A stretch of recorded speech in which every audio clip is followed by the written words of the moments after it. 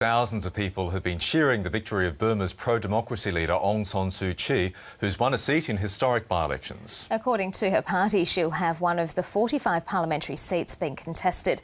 The BBC's Fergal Keane reports. A typical morning of the late dry season, but one when freedom edged forward in Burma. 85-year-old Daw Hla was born under British rule. She's seen World War, dictatorship, and now democracy. One of thousands who've made their way to the polls across the country today. I voted for Aung San Suu Kyi, Daw Hla told me.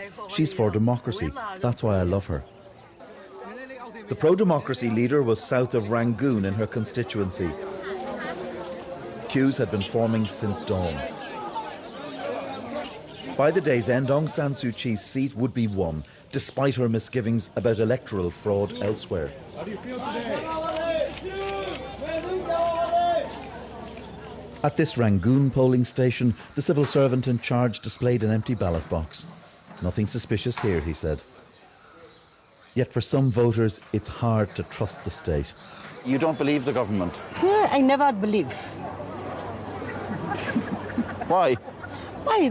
They are not freedom. We are always suffering from their control. But all day they kept coming, seeking their names on the voters' lists. For many, the crackdowns and jailings that defined political life in this country seem part of history now, even for ex-political prisoners. You spent 10 years in prison to get to this day. That's right. Are you happy with how things are going so far? Well, even coming out of the prison I'm happy.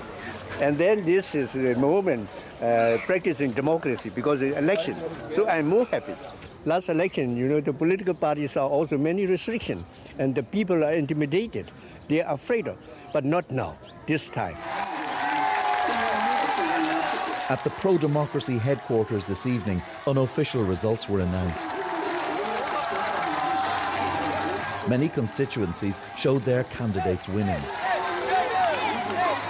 There was joy, though Parliament will for now still be controlled by the military. In all of this, it's vital to remember the gulf between the ambitions of the Democrats and the government, which sees the by-elections as a way of ending its international isolation. Aung San Suu Kyi, however, wants this to be a stepping stone to a national poll that will bring her party to power.